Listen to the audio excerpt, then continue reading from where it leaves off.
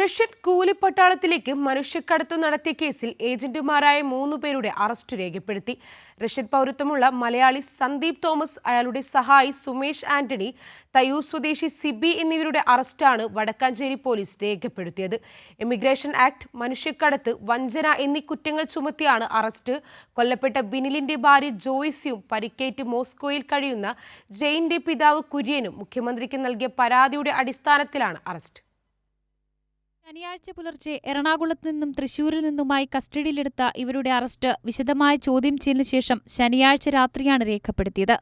ചുരുങ്ങിയത് 10 വർഷം വരെ തടവ് ലഭിക്കാവുന്ന വകുപ്പുകളാണ് 3 പേർക്കെതിരെയും ചുമത്തിയിരിക്കുന്നത്.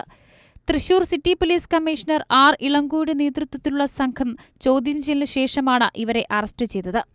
കൊല്ലപ്പെട്ട സന്ദീപ് ചന്ദ്രനും ബിനിൽ ബാബുവും ഉൾപ്പെടെ 6 അംഗ സംഘത്തെ ഇവരുടെ നേതൃത്വത്തിൽ മോസ്കോയിലെത്തിച്ചത് 2024 ഏപ്രിൽ 6-നാണ്. അലുമിനിയം ഫാബ്രിക്കേഷൻ, പ്ലംബിംഗ് ജോലികൾ എന്നു പറഞ്ഞാണ് ഇവരെ റഷ്യയിലേക്ക് കൊണ്ടുപോയത്. 1.5 മുതൽ 2.5 ലക്ഷം രൂപ വരെ ഓരോരുത്തരിൽ നിന്നും പ്രതികൾ വാങ്ങിയിരുന്നു. 2 ലക്ഷം രൂപ പ്രതിമാസം ശമ്പളം ലഭിക്കുമെന്നാണ് പ്രതികൾ ഇവരോട് പറഞ്ഞിരുന്നത്.